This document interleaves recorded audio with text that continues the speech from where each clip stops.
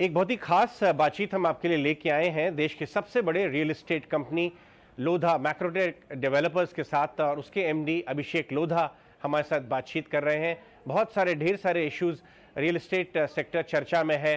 Volume growth बहुत अच्छी है।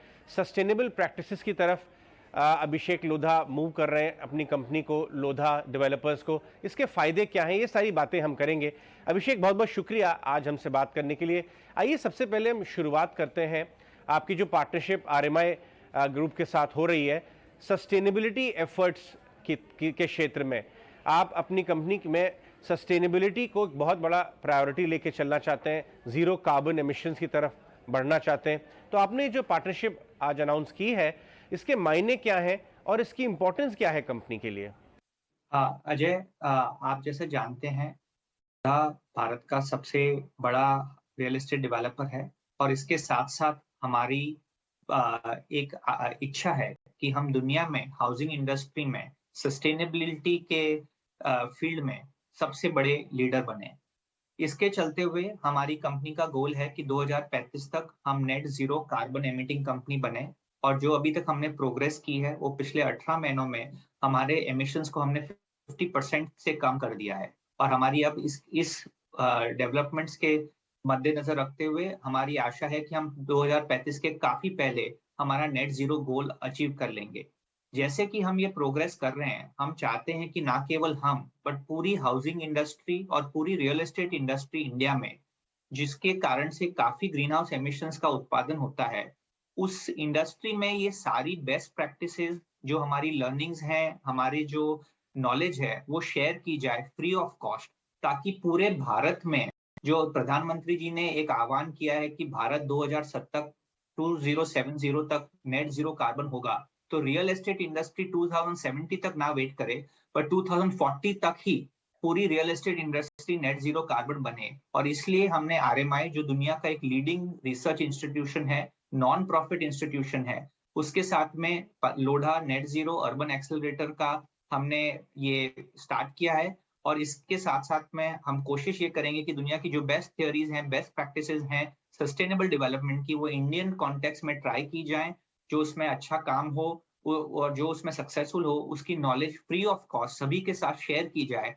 ताकि भारत में जो एक सस्टेनेबल डेवलपमेंट, हमारा जो एनवायरनमेंट के प्रति हमारा जो नेचर के प्रति एक श्रद्धा का भाव है, उस भाव को अच्छी तरह से रियल लाइफ में इम्प्लीमेंट करने के लिए हाउसिंग इंडस्ट्री लीड ले। इस कारण से लोढ़ा ने इस एक्सेलरेटर की निर्माण किया का स्टार्ट किया है।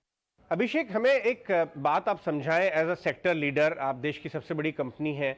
जब आप सस्टेनेबल एफर्ट्स की तरफ मूव करते हैं, रिसोर्सेज के बेटर एलोकेशन की तरफ मूव करते हैं, सीमेंट है, स्टील है, उसको सही तरीके से इस्तेमाल किया जाए, फ्रूगल इंजीनियरिंग की तरफ मूव करते हैं, तो ये एक तो देश के लिए, इन्वायरमेंट के लिए बहुत फ़ायदेमंद चीज़ है, क्योंकि रिसोर्स एलोकेशन बेटर होता है, संसाधन का बेहतर इस्तेमाल होता है। लेकिन उसके अलावा आपके शेयर होल्डर्स के लिए और कंपनी के लिए भी कैसे ये एक बहुत अच्छी बात है और बेहतराई की बात है, ये आप एक्सप्लेन करें हमें। बिल्कुल अजय, ये तो आप देखते ही हैं कि जो नेचर है वो हमसे कभी कुछ लेता नहीं है, वो हमेशा देता ही है।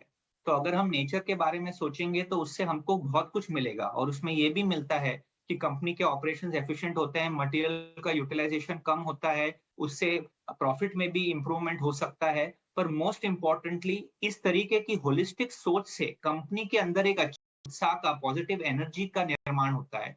और इन सभी कारणों से हमारा मन है कि सस्टेनेबल डेवलपमेंट ना केवल सस्टेनेबिलिटी के दायरे से, परंतु ओवरऑल किसी भी कंपनी, किसी भी कॉर्पोरेट की प्रोग्रेस के लिए बहुत ही जरूरी है और इम्पोर्टेंट है।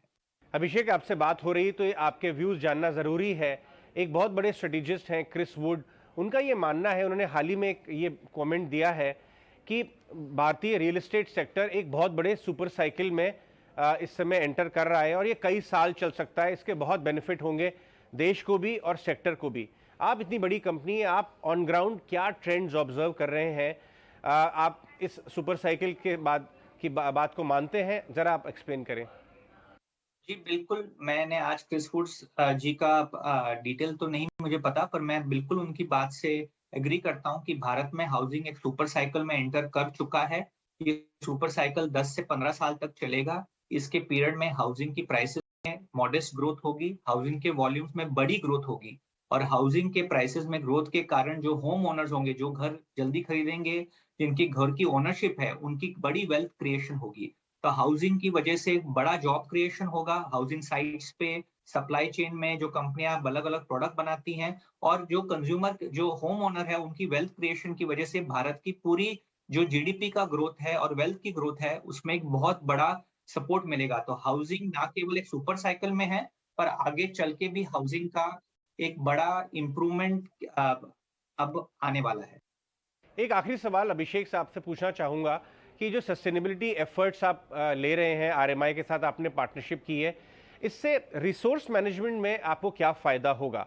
हमने देखा कि बहुत सारी कंपनीज, डेवलपर्स और पूरा सेक्टर पिछले कुछ क्वार्टर्स से रॉ मटेरियल के प्रेशर में इम्पैक्ट होता रहा, उनके मार्जिन्स पे इम्पैक्ट होता रहा।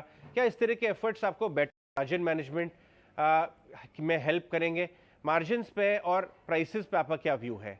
बिल्कुल अजय जी, ये तो आप जानते ही हैं कि हमारे देश में अगर हम नेचर के बारे में सोचेंगे, एनवायरनमेंट के बारे में सोचेंगे, तो उसके साथ-साथ में ये तो होगा ही कि जो वेस्ट हो रहा है, जो चीज़ें ज़रूरत नहीं है और यूज़ हो रही हैं, उनका एलिमिनेशन होगा, वो चीज़ें हटेंगी हमारे बिज़नेस प्रोडक्शन साइकिल से, उससे पैसा भी बचेगा, टाइम भी बचेगा और नेचर का भी फ़ायदा होगा। ये थे अभिषेक लोधा, बात कर रहे थे कि भारत में एक बहुत बड़ा real estate super cycle start हो रहा है, जिससे एंसिलरी सेक्टर्स को भी बहुत बड़ा बूस्ट मिलेगा, जॉब क्रिएशन को बूस्ट मिलेगा, हाउसिंग फाइनेंस सेक्टर को बूस्ट मिलेगा और इस सेक्टर को आप अपने रेडार पे रखिए। इसमें देश के सिटीजन्स को, नागरिकों को वेल्थ इफेक्ट का फ़ायदा मिलेगा। ये काफ़ी गैप के बाद हो रहा है शुरू।